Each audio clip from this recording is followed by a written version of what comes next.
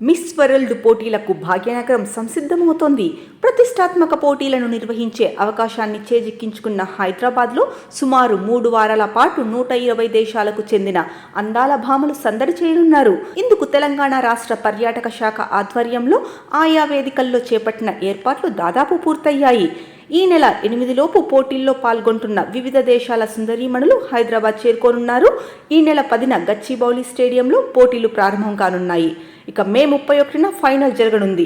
120 దేశాల సుందరీమణులు 2 బృందాలుగా వేర్వేరు కార్యక్రమాల్లో భాగస్వాములు కానున్నారు. Miss World limited CEO chairperson Julia Evelyn Morley శుక్రవారం హైదరాబాద్ వచ్చారు. శంషాబాద్ విమానాశ్రయంలో అధికారులు ఆమెకు సాంప్రదాయ రీతిలో స్వాగతం పలికారు. పోటీలకు జరుగుతున్న ఏర్పాట్లను ఆమె పరిశీలించనున్నారు. ఇక వేసవి తీవ్రత, వాతావరణ పరిస్థితులను పరిగణలోనికి తీసుకుని కార్యక్రమాల నిర్వహణ సమయాలపై ప్రత్యేక జాగ్రత్తలు తీసుకుంటున్నట్లు రాష్ట్ర పర్యాటక శాఖ అధికారులు తెలిపారు. సాయంత్రం 4:30 గంటల తర్వాతే అత్యధిక కార్యక్రమాలు ఉంటాయి. ఇండోర్ కార్యక్రమాలు మాత్రం 3 రోజుల పాటు ఉదయం జరగనున్నాయి. ఇక తెలంగాణ రాష్ట్ర పర్యాటక శాఖ, మిస్ వరల్డ్ లిమిటెడ్ సంయుక్తంగా వీటిని నిర్వహిస్తున్నాయి. 120 దేశాల సుందరీమణులు ఈ నెల 17న సాయంత్రం రామోజీ ఫిలిం సిటీని సందర్శిస్తారు. నాగార్జున సాగర్ సమీపంలోని బుద్ధవనం ప్రాజెక్టు, రామప్ప దేవాలయం, వరంగల్ 1000 స్తంభాల గుడి, ఓరుగల్లు కోట, యాదాద్రి ఆలయం, పోచంపల్లి, పిల్లలమర్రిని సందర్శించనున్నారు. మిగిలిన కార్యక్రమాలకు హైదరాబాద్లోని చార్మినార్, చౌమహల్లా ప్యాలెస్, గచ్చిబౌలి స్టేడియం, హైటెక్స్ శిల్పారామం, శిల్పకళా వేదిక, ఇతర ప్రాంతాల్లో ఏర్పాటు చేస్తున్నారు. ఇక ముఖ్యమైన కార్యక్రమాల స్కెడ్యూల్ని ఒకసారి చూద్దాం. మే 10న తెలంగాణ జానపద, గిరిజన నృత్యాలతో అట్టహాసంగా పోటీలు ప్రారంభమవుతాయి. ఇక 12వ తారీఖున నాగార్జున సాగర్, బుద్ధవనం ప్రాజెక్టు సందర్శన ఉంటుంది. 13వ తారీఖున చార్మినార్ లాడ్ బజార్లో హెరిటేజ్ వాక్, అదే రోజు చౌమహల్లా ప్యాలెస్లో మ్యూజికల్ కాన్సర్ట్, వెల్కమ్ డిన్నర్. ఇక 14వ తేదీన ఒక బృందం వరంగల్ 1000 స్తంభాల గుడి, వరంగల్ కోట సందర్శన, మరో బృందం రామప్ప ఆలయ సందర్శన చేస్తారు.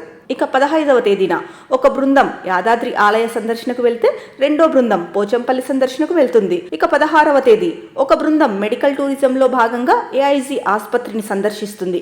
మరో బృందం మహబూబ్ నగర్ జిల్లాలోని పిల్లలమర్రి ఎకో టూరిజం పార్క్ని సందర్శిస్తారు. ఇక 17న ఉదయం ప్రపంచ సుందరి పోటీదారులకు స్పోర్ట్స్ ఫైనల్, సుందరీమణుల రామోజీ ఫిల్మ్ సిటీ సందర్శన ఉంటుంది. 18వ తేదీన తెలంగాణ సచివాలయం సందర్శన, తెలంగాణ ప్రగతి పథంపై కార్యక్రమం, Telangana police integrated command control సందర్శన.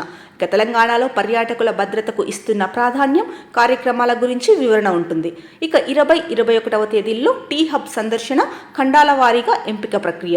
21వ తేదీన ఒక బృందం ఉప్పల్ స్టేడియంలో ఐపీఎల్ మ్యాచ్ను తిలకిస్తుంది. మరో బృందం శిల్పారామంలో ఆర్ట్స్ క్రాఫ్ట్స్ వర్క్షాప్లో పాల్గొంటుంది. 22వ తేదీన మిస్ వరల్డ్ టాలెంట్ ఫైనల్ జరగబోతుంది. 23న Miss World head to head challenge final ఉంటుంది.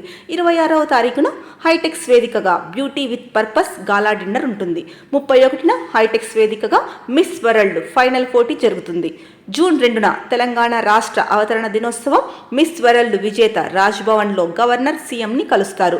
రాజ్భవన్లో హైటీ ఉంటుంది.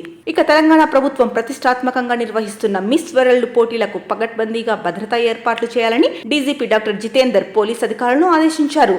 ఈ విషయమై నిన్న తన కార్యాలయంలో నిర్వహించిన సమీక్ష సమావేశంలో డీజీపీ మాట్లాడుతూ, మిస్ వరల్డ్ పోటీలకు దాదాపు 120 దేశాల నుంచి పోటీదారులు రానున్నారని, ఇప్పటి వరకు 116 దేశాల పోటీదారుల నుంచి సమాచారం వచ్చిందని, శుక్రవారం నుంచే అతిథుల రాక ఆరంభమైందని తెలిపారు.